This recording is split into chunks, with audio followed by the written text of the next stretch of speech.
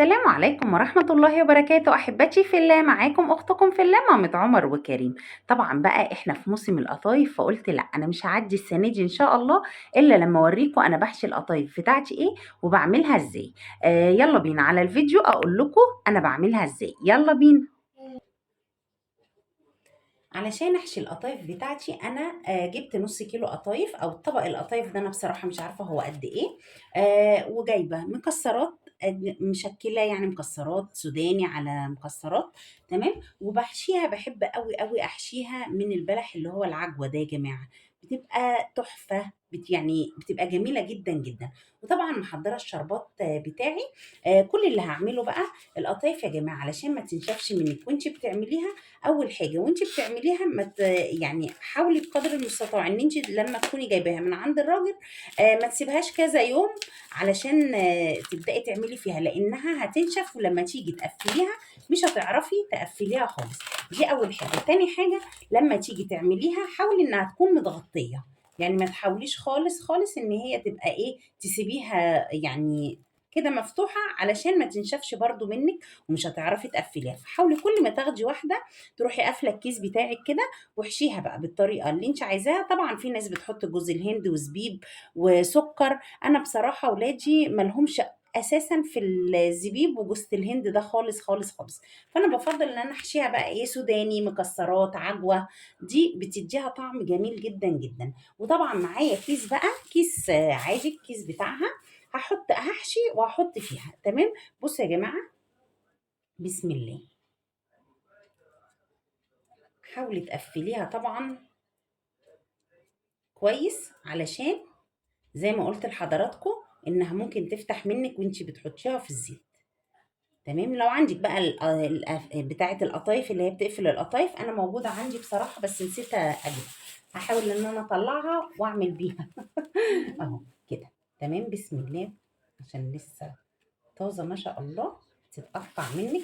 طبعا ممكن تحط لها، وبرضه هعمل معاكم واحده بالعجوه. لو حسيتي ان هتبقى كبيره عليها ممكن تقسمي العجوه بتاعتك او البلح بتاعك لاتنين. يعني انت لو حسيتي ان هي تكون كبيره عليها ممكن تقسمي البلحايه لاتنين. تمام. طبعا زي ما قلت لك انا بحط في الكيس علشان ما تنشفش مني. هروح اشوف كده القطاعه بتاعت القطايف او قفلت القطايف، وهرجع لكم تاني لو لقيتها هوريكم انا بعمل بيها ازاي. ماشي، خليكم معايا. انا لقيت بتاعه القطايف اهي يا جماعه. بصوا، هو ده طبعا شكلها كلنا عارفينه. في طبعا منها 3 احجام، دي الصغيره ودي المتوسطه وفي الاكبر كمان منهم. انا طبعا بقى ايه، هحط القطايفايه بتاعتي كده وهنزل المكسرات كده. عايزه تضيفي على المكسرات دي سكر ضيفي، مش عايزه براحتك. تمام. وهنقفل بالشكل ده. بقت بالشكل الجميل ده، ايه رايكم؟ تمام. هقفل كده، وبرده زي ما قلت لكم هغطي القطايف بتاعتي. هعمل بقى كل الكميه بتاعتي بالشكل اللي وريته لكم دوت، وهرجع لكم تاني علشان ما اطولش عليكم الفيديو. خليكم معايا.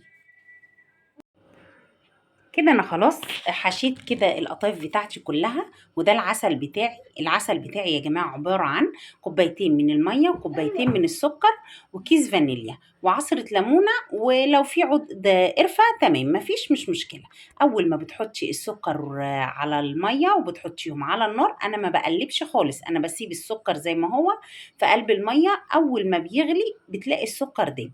اول ما بتغلي بروح حاطه كيس الفانيليا وعصره الليمونه وبحط القرفه. بس كده، بسيبهم 10 دقايق يغلوا مع بعض وبعدين بطفي عليهم. هو ده بالنسبه للعسل بتاعي. انما بقى القطايف زي ما حضراتكم شايفين، انا دلوقتي هروح على البوتاجاز اقليها وارجع لكم تاني اقول لكم انا هعمل ايه. خليكم معايا. وزي ما حضراتكم شايفين انا بعمل القطايف بتاعتي اهي. طبعا الزيت بتاعها لازم يكون زيت نضيف، ما يكونش اتقلى فيه حاجه قبل كده. دي اول حاجه. تاني حاجه، لما بطلعها بقى من الزيت بتاعها بسيبها تهدى شويه وبروح حطها في قلب العسل. يعني انا طلعت دلوقتي حبه، دلوقتي هوريكم انا بعملهم ازاي في العسل. وده كان شكل القطايف بتاعتي لما طلعتها. طبعا التسويه بقى براحتك، عايزه تغمقيها عايزه تفتحيها براحتك خالص. انا طبعا سبتها شويه تهدى من على النار، وهنزلها بقى في الايه، في العسل بتاعها. بسم الله. طبعا ريحتها حلوه قوي قوي بجد يا جماعه، ما شاء الله ما شاء الله، جميله بجد. ريحتها حلوه قوي قوي قوي. ان شاء الله طعمها يبقى احلى واحلى. طبعا بتسيبيها كده في العسل يعني في حدود دقيقه كده، دقيقه ونص. وبعدين بتبدأي بقى تطلعيها في الطبق بتاعها. طبعا معلقة العسل غير معلقة الزيت، علشان ايه، ما ياخدوش من بعض. تمام اهو. هبدأ اطلعها بقى بالشكل ده.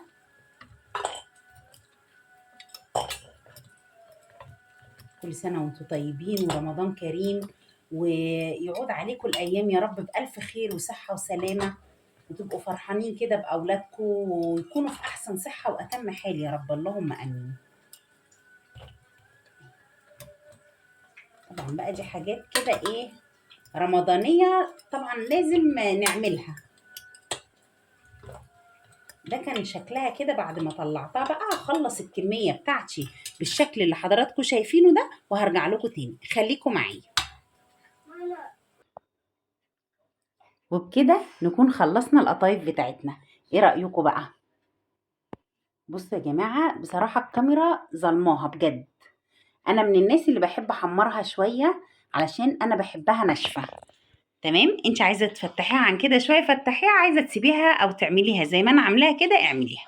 بصراحة هتعجبكم جدا جدا، ولسه في كذا طريقة هعملها لكم بالقطايف هتعجبكم جدا جدا جدا ان شاء الله. يا رب تكون وصفتي النهاردة عجبتكم. ما تنسوش لو عجبكم الفيديو تعملوا لايك واشتراك للقناة. ما تنسوش تفعلوا الجرس علشان يوصل لكم كل جديد. والسلام عليكم ورحمة الله تعالى وبركاته.